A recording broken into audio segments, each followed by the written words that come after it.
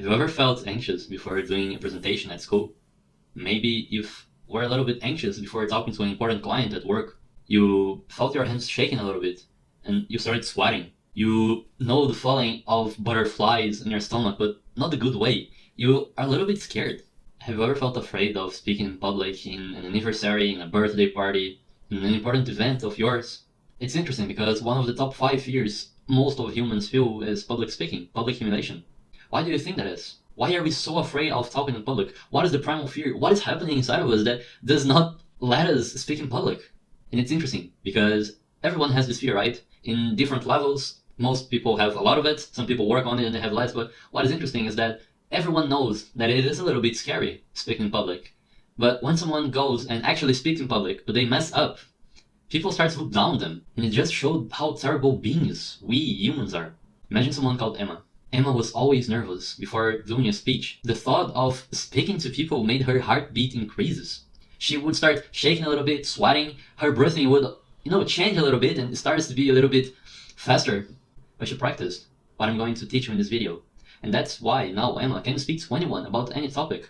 Because she had a north. She had a pathway she could walk into. She had a way of doing stuff. She had a system, and she followed the system. Therefore, she's not afraid of speaking in public anymore. She doesn't have this anxiety, all of this trouble in her mind that just makes her unable to speak to 5, 10, 20, 50 people. Shouldn't we, as humans, be able to talk to our own kind? Not being able to speak in public, not being able to talk to a lot of people, not being able to talk to a crowd, it's hurtful. It makes us feel a little bit bad about ourselves. We feel stressed. Our mental health is probably worse, right? We start doubting ourselves. Maybe we start hating ourselves because we can't do something so simple. Maybe you even developed a low self-esteem throughout your life. And if you don't know the trigger, this could actually be the trigger. This could be the reason that is stopping you from believing in yourself. This is the reason, maybe, that is just being a constraint of your career, of your university degrees. Maybe you want a high score, but you don't actually know if you deserve it because you can't talk in public. You can't actually go and say why you are right, or you cannot actually go and say why someone is wrong. You cannot defend your arguments. How could this even, be good to your mental health? How could this improve your status? Because a lot of people deny it, but when someone cannot speak in public, people around start to look down on them. We do it ourselves. So why should we, as humans, be humiliated in silence by people? No, fuck them.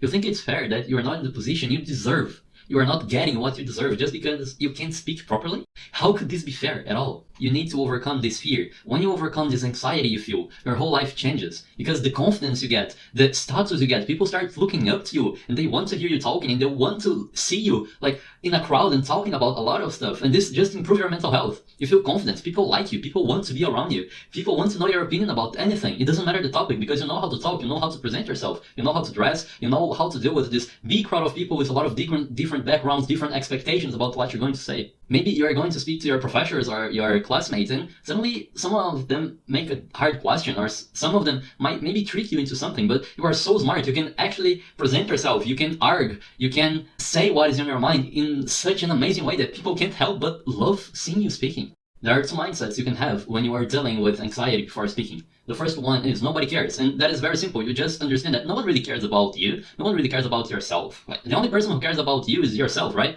Your mom doesn't care about you. Your parents doesn't care about you. Most people doesn't care about us. Why should we care about them? If we make a mistake in a presentation, them, who cares? This is completely normal.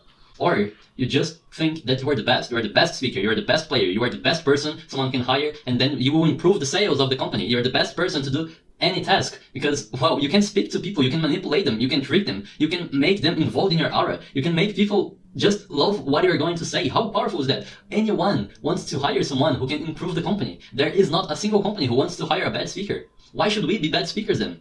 And when we speak, when we actually learn, when we actually put ourselves on the spot, when we actually go in front of people and talk, there are no consequences. There are no backfires. Our status increase because more people recognize us, more people respect us, more people like us, more people know what we think, more people agree with what we think. Your confidence is, skyrocketing because you realize how powerful you are, how your brain can make you one of the most influenced people in your circle, in your social circle, in your friends group, in your workforce. You are even perceived as more attractive because you can deal with people, you can talk to them. Imagine how that is, right? It's so crazy that just the way we present ourselves, how we deal with daily life situations, make people see us as more attractive, and we didn't change a single thing. We're just humans who can speak. When we learn how to speak, we seem calm, reliable, trustworthy. People trust us to do stuff. There are a lot of bullshit online on how you can calm down, how you can actually ground yourself, how you can stop being nervous. But to be honest, there are only 5 things you can do. And you don't need to do all of them. If you just do one of them, you will be already a different person, a completely different person. So the first of them is meditation. Meditation is not the practice of like you achieving the nirvana or any Buddhist practice. The meditation I'm talking about is just you focusing on the present moment. And this is very simple to understand. How is it? First, you start breathing and you start focusing on your breath. And then you try to keep yourself on the present moment. Even if you try to, I don't know, think about something, because it's completely normal. Our brain is designed to keep thinking. We shouldn't stop and like be brain dead, right? But that's the thing. Nowadays, we are so used to think on the future or about the past that we don't realize that we need to understand what's going on in the present. And maybe that's why you're feeling anxious, because you're thinking about the future of what will people say in the future? Or maybe you're thinking about the past. What happened in the past that makes me feel like this right now? But you're not thinking about yourself right now. It's so weird. That's why meditation is an amazing practice. And yeah, you're breathing. And then your mind suddenly starts wandering.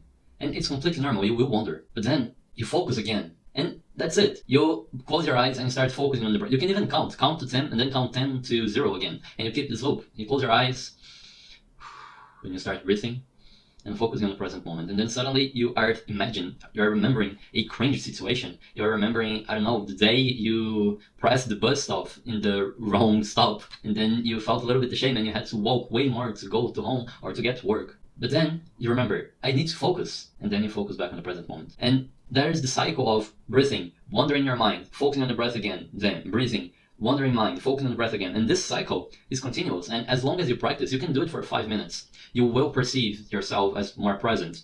And when you focus on the present, you don't have time to focus on the future. You need to see like, okay, I have 500 people in front of me right now and they want to listen to me. They want to know what I'm going to say. So I'm going to say what they want. The second exercise you can do is grounding yourself.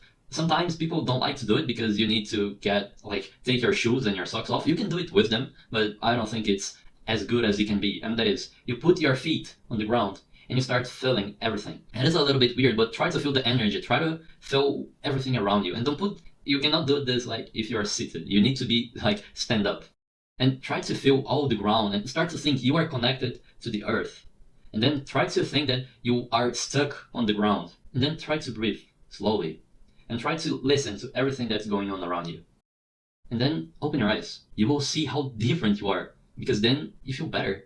Because you feel like you are connected. You are on the right now moment. Again, the third thing you can do is you can get tired. This is interesting. Because when we are tired, we don't focus much. Like when you go to the gym, if you go to the gym, when you're on the bench press and you're trying to bench, I don't know, 80 kg, 90 kg, 100 kg, you cannot think about what you're going to eat on the dinner. You have 100 kilos in your chest and you need to get that out. And it's the same thing when you're tired. I saw someone, I think it was on TED, I don't know how to pronounce it, TEDx, I don't know. And he said that a friend of his does 100 push-ups before speaking in public, because then he gets tired. And then he has no time to think about the presentation because he's doing push-ups. And suddenly he is there on the stage talking to people. And now he's relaxed because he already did the hardest thing to do, the first step. The last thing you can do is a breathing exercise where you breathe until you feel you can't breathe anymore. And then you breathe a little bit more and you let it go. And you just do it 3 times like...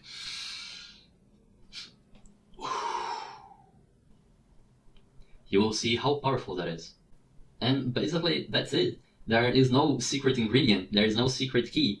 You can meditate, or you can breathe, or you can ground yourself, or you can get tired. Now, there is the last one, the 5th, and most people already do it themselves, but they don't consciously do it, and that is positive reinforcement. And what is that? Positive reinforcement is just saying to yourself, it's okay, I'm gonna do great. I am the best speaker here. Or nobody cares about me here anyway, so I'll just go there and say what I need to say. Also, another thing you can do, just talk to people before you do a presentation and say that you were nervous. They will understand. Say to your friends, say to your boss, say to anyone, damn, I'm a little bit nervous. Everyone will understand if you are nervous. Because being nervous is normal. The problem is when you let this fear, this anxiety dominate you. And then you mess up, and then people look down on you. Most people fear making mistakes. But most people also don't realize that you only make mistakes if you try. If you don't make mistakes, it means that you didn't even try to do something. So instead of being afraid of making mistakes, be proud of yourself. Damn, I made a mistake, so I learned something today. You might mess up, yeah, in the short term. In the long run, you just destroy your competition. Everyone now wants you, because you made a mistake, you took the risk, and now you're receiving the prize. You can try it today with your friends, with your family.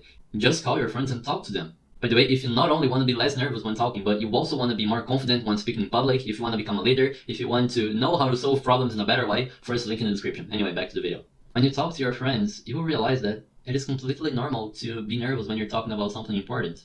Only when you're talking about day-to-day topics. So talk to your friends about serious stuff, and then engage in conversation, and then try to call someone new. And then try to call 5 new people. You will see the difference, not only in your nervousness, but also in your speech. You will become a great speaker when you learn how to handle your nervousness. Goodbye.